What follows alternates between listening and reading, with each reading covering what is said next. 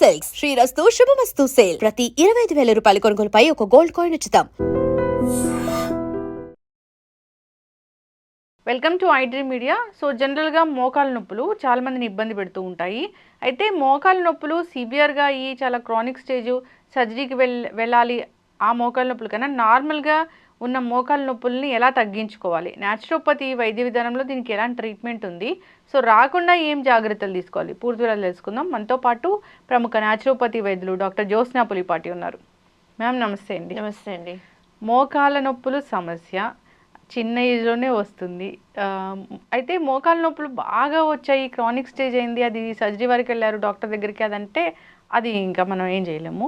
మోకాల నొప్పులు వస్తున్నాయి అన్నప్పుడు న్యాచురల్ వేస్లో ఎట్లా తగ్గించుకోవాలి? సో మోకాల నొప్పులు ఫస్ట్ స్టార్ట్ అయినాయి అని అంటే దానికి రీజన్ ఏంటి, కారణం ఎందుమూలన వస్తున్నాయి మోకాల నొప్పులు, అది ఫస్ట్ మనం చూడాల్సి ఉంటుంది. ఏజ్ చూడాల్సి ఉంటుంది. ఈ మధ్య కాలంలో అదే మామూలుగా మోకాల నొప్పులు అని అంటే 70 ఏళ్ళు 80 ఏళ్ళు పైబడిన వాళ్ళు మాట్లాడేవాళ్ళు. ఇప్పుడు 30 ఏళ్ళు పైబడిన వాళ్ళ దగ్గర నుంచి మాట్లాడుతున్నారు.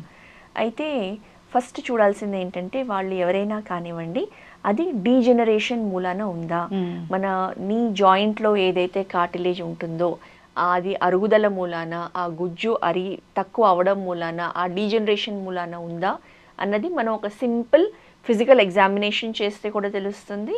ప్లస్ ఒక సింపుల్ నార్మల్ ఎక్స్రేలో చూస్తే మోకాళ్ళ కండిషన్ అనేది అర్థమవుతుంది.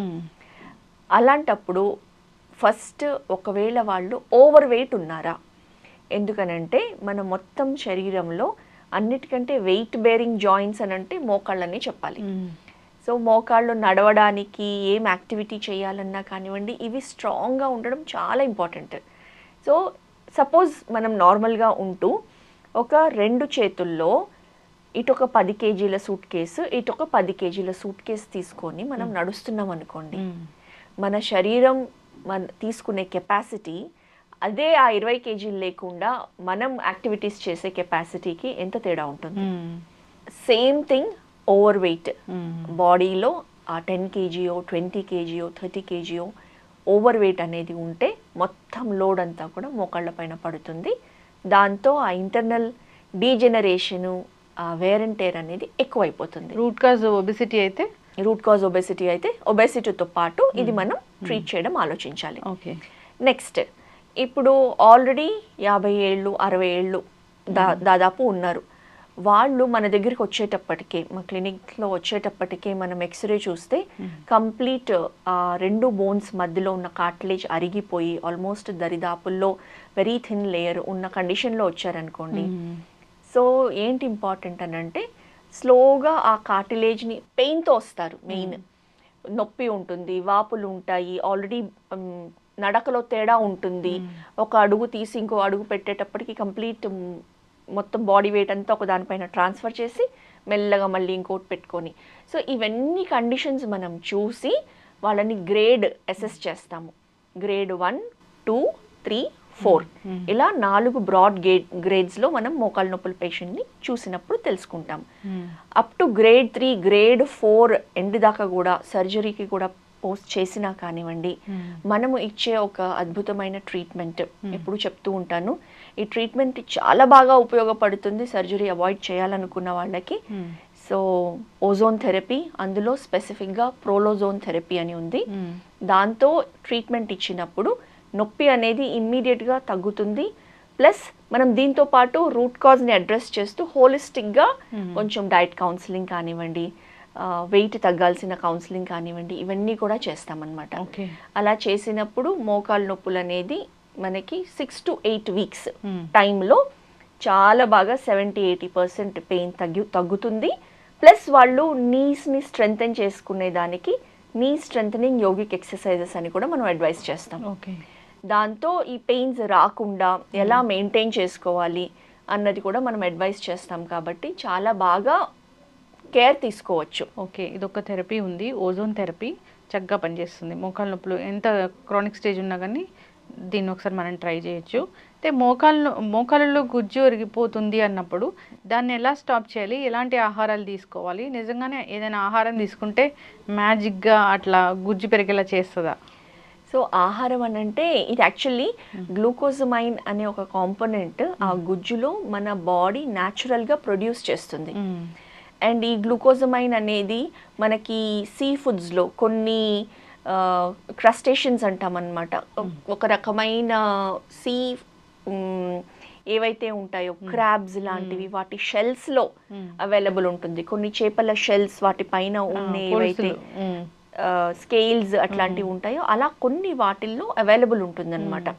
కాబట్టి ఇప్పుడు మనకి సాధారణంగా న్యాచురల్గా ఈ గ్లూకోజమైన్ ఏదైతే గుజ్జుకి కారణం ఉందో దాని ప్రొడక్షన్ బాడీలో తగ్గిందనుకోండి, దాని ఉత్పత్తి తగ్గినప్పుడు మనము బాడీకి సప్లిమెంట్ లాగా ఇప్పుడు ఎలా అయితే కాల్షియం లేకపోతే బి కాంప్లెక్స్ విటమిన్స్ బాడీకి తగ్గితే గనక మనం బయట నుంచి సప్లిమెంట్ లాగా ఇస్తాము అవసరం ఉన్న టైంలో, అదేవిధంగా ఇది ఉత్పత్తి తగ్గినప్పుడు శరీరంలో మనము సప్లిమెంట్ కింద ఒక న్యూట్రిషనల్ సప్లిమెంట్ కింద సప్లై చేయాల్సి ఉంటుంది. ఓకే.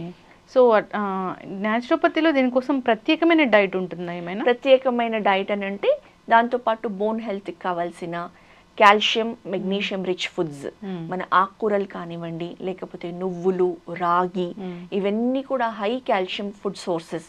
ఎందుకంటే బోన్ స్ట్రెంగ్త్ కూడా చాలా ఇంపార్టెంట్. మన ఏజ్ కండిషన్లోని బట్టి బోన్స్ ఆస్టియోపోరోటిక్ కండిషన్ని ప్రివెంట్ చేస్తూ నీస్ని స్ట్రెంగ్తెన్ చేస్తూ ఉండడం కోసం ఇలాంటి ఆహారాలు ప్లస్ విటమిన్ డి, మన బోన్ స్ట్రెంథనింగ్ కోసం విటమిన్ డి కూడా చాలా ఇంపార్టెంట్. సో సన్లైట్కి న్యాచురల్గా ఎక్స్పోజ్ అయ్యి విటమిన్ డి అనేది బాడీలో సప్లై చేయడము ఇవన్నీ కూడా చాలా ఇంపార్టెంట్. విటమిన్ డి అనేది మనకి న్యాచురల్గా మష్రూమ్స్లో దొరుకుతుంది. తర్వాత మెయిన్ థింగ్ సోర్స్ సన్లైట్. అవును. ఇంకా వేరే ఫార్టిఫైడ్ ఫుడ్స్ ఉంటాయన్నమాట, అవి తీసుకున్నప్పుడు milk fortified vitamin D fortified milk కానివ్వండి, ఇంకా వేరే జ్యూసెస్ కానివ్వండి, ఆయిల్స్లో కానివ్వండి, ఎందుకంటే ఇది ఫ్యాట్ సాల్యుబుల్ విటమిన్ కాబట్టి ఇవి తీసుకున్నప్పుడు బాడీకి మన శరీరానికి లభిస్తుంది. సో ఆహారంలో అంటే కనుక ఇలాంటి బలమైన ఆహారం మెయిన్గా బోన్ స్ట్రెంగ్త్ని పెంచే ఆహారం మనం తీసుకోవాల్సి ఉంటుంది. ఎస్ మ్యామ్, ఎప్పుడైనా నొప్పి వస్తుంది అన్నప్పుడు దానికి కొంతమంది కాపడం పెడుతూ ఉంటారు ఇట్లాగా. అంటే న్యాచురోపతిలో టిప్స్ అంటే ఏముంటాయి దీనికి ఎట్లాగా? సో న్యాచురోపతిలో టిప్స్ అంటే మనం లోకల్గా ఇప్పుడు బ్లడ్ సర్క్యులేషన్ ఇంప్రూవ్ చేయడం కోసము లోకల్గా మసాజ్, కొంచెం ఆయిల్ తీసుకొని మసాజ్ చేసామనుకోండి కొంతవరకు ఉపశమనం కలుగుతుంది. ఆయిల్లో కూడా మనకి నువ్వుల నూనె, ఆవ నూనె ఈ రెండు బెస్ట్ ఆయిల్స్ అన్నమాట. సో వీటిల్లో మనం కొంచెం కర్పూరం యాడ్ చేసుకొని మనమే, వేరే వాళ్ళు కూడా చేయనవసరం లేదు, దాన్ని కొంచెం గోరువెచ్చగా చేసుకొని మోకాళ్ళకి మసాజ్ చేసిన తర్వాత ఒక 5 minutes మసాజ్ చేసిన తర్వాత వేడి నీళ్ళ కాపడం పెడితే కొంతవరకు బ్లడ్ సర్క్యులేషన్ ఇంప్రూవ్ అవుతుంది. దాంతో కొంచెం పెయిన్ అనేది ఉపశమనం కలుగుతుంది ఖచ్చితంగా. ఎస్, చక్కటి ఇన్ఫర్మేషన్ మ్యామ్, చాలా చక్కగా చెప్పారు. అయితే వీళ్ళు దుంపలు అవాయిడ్ చేయాలి మోకాళ్ళ నొప్పులు ఉన్న వాళ్ళు అంటారు, ఎందుకు? సో దుంపలతో ఏమవుతుంది అని అంటే ఇన్ఫ్లమేషన్ పెరుగుతుంది బాడీలో. ఇన్ఫ్లమేషన్ పెరిగినప్పుడు ఈ పెయిన్, స్వెల్లింగ్ ఇవన్నీ కూడా ఇన్ఫ్లమేషన్ సిమ్టమ్స్ అన్నమాట మన బాడీ మనకి చూపించేది. సో దుంపలు తిన్నప్పుడు ఈ ఇన్ఫ్లమేషన్ పెరిగితే ఆల్రెడీ పెయిన్లో ఉన్న జాయింట్ ఇంకొంచెం పెయిన్ ఎక్కువ అవుతుంది. ఓకే, కాబట్టి ఇలాంటి ఫుడ్స్ తగ్గించి మనకి బోన్ని స్ట్రెంగ్తెన్ చేసే, జాయింట్ని స్ట్రెంగ్తెన్ చేసే ఫుడ్స్ తీసుకున్నాం అనుకోండి, అప్పుడు ఈ మోకాళ్ళ నొప్పులు కొంతవరకు ఒక రిలీఫ్ అనేది లభిస్తుంది. ఎస్, చక్కటి ఇన్ఫర్మేషన్ మ్యామ్. ఓజోన్ థెరపీ ఉంది, న్యాచురల్ వేస్లో దాన్ని తగ్గించుకోవచ్చు మోకాళ్ళ నొప్పుల్ని చాలా చెప్తూ ఉంటారు. ఓజోన్ థెరపీ చాలా సక్సెస్ అయింది, అసలు దీనివల్ల మోకాళ్ళ నొప్పులు తగ్గాయని చాలామంది కూడా మీ వీడియోస్లో కామెంట్స్ రాస్తూ ఉంటారు. అసలు అది ఓన్లీ మోకాళ్ళ నొప్పులకే కాదు, సెల్ రెజొనేషన్ కోసము, సో మొత్తం టోటల్గా దాన్ని బాడీ రిపేర్ కోసము ఇలా చెప్తూ ఉంటారు. చాలా బాగా పనిచేస్తుంది. ఒకసారి మనం వీడియో చేద్దాం మ్యామ్, అది అసలు ఎట్లా పనిచేస్తుంది ఏంటి అనేది. అంతేకాదు ఇప్పుడు మోకాళ్ళ నొప్పులు రాకుండా జాగ్రత్తలు, మనం విటమిన్ డి రిచ్ ఫుడ్స్ తీసుకోవాలి, డి విటమిన్ డెఫిషియన్సీ లేకుండా చేసుకోవాలి, వెయిట్ అనేది మనం గెయిన్ అవ్వకుండా చూసుకోవాలి, ఒబెసిటీ కూడా దీనికి ప్రధాన కారణం అవుతుంది. ఇక మీ దగ్గరకు వస్తే రూట్ కాజ్ ఏంటి మోకాళ్ళ నొప్పులు రావడానికి, దాన్ని ఎలా కరెక్ట్ చేయాలనేది ట్రీట్మెంట్ అనేది ఉంటుంది.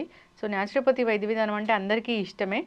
సో న్యాచురల్ వేస్లో ఏదైనా మనం అనారోగ్య సమస్యలు తగ్గించడం అంటే క్రేజీగా ఫీల్ అవుతాము. అవునండి, సైడ్ ఎఫెక్ట్స్ ఉండవు, కాంప్లికేషన్స్ ఉండవు, మనం మెడికేషన్ ఉండదు. సో ఇవేమీ లేకుండా మన శరీరంలో ఉన్న న్యాచురల్ హీలింగ్ మెకానిజంని యాక్టివేట్ చేసి దాన్ని మాత్రమే ఉపయోగించి ఈ కన్జర్వేటివ్ ట్రీట్మెంట్ అనేది మనం న్యాచురోపతిలో చేస్తామన్నమాట. ఎందుకనంటే ఒరిజినల్ పార్ట్ అంటే ఒరిజినల్ పార్టే, దాన్ని రీప్లేస్ చేస్తే అది ఒరిజినల్ పార్ట్ కాదు. సో మ్యాక్సిమం మన బాడీలో ఉన్న న్యాచురల్ బాడీ ఒరిజినల్ పార్ట్స్నే మనము కన్జర్వ్ చేసి ప్రిజర్వ్ చేయడానికే ఈ న్యాచురోపతి ప్రిన్సిపల్స్ ద్వారా మనం తీసుకుంటామని. ఎస్, చక్కటి ఇన్ఫర్మేషన్ మ్యామ్, చాలా చక్కటి ఇన్ఫర్మేషన్. మోకాల నొప్పుల గురించి అందరూ ఫాలో అవ్వాలని కోరుకుందాం. ఇబ్బంది పడుతున్న వాళ్ళు ఒకసారి కాంటాక్ట్ చేయాలని కోరుకుందాం. సో నంబర్ అనేది స్క్రోల్ అవుతుంది, సో ఫాలో అవ్వాలని కోరుకుందాం. ధన్యవాదాలు. నమస్తే అండి. And for more videos, Please subscribe to iDream. Please subscribe to iDream. Please subscribe iDream. And please subscribe to iDream. For more videos, subscribe to iDream. please like, share and subscribe to the channel. Congratulations, iDream. Subscribe to iDream. Subscribe to iDream. So subscribe to iDream Media. iDream ki iDream team andarki huge congratulations. Please subscribe iDream Media. Please subscribe to iDream. Subscribe iDream. Please subscribe to iDream. iDream అంటే నా కళల channel subscribe చేసుకున్న నోరు తిరుగుతలేదు, మీరైతే గంట గుర్తు కొట్టండి. For more such videos, please subscribe to iDream. Subscribe to iDream. Please subscribe to iDream. Please subscribe iDream Media. Please do subscribe to iDream. Please subscribe to iDream Media. For best entertainment and information, please subscribe iDream. And don't forget to subscribe to iDream.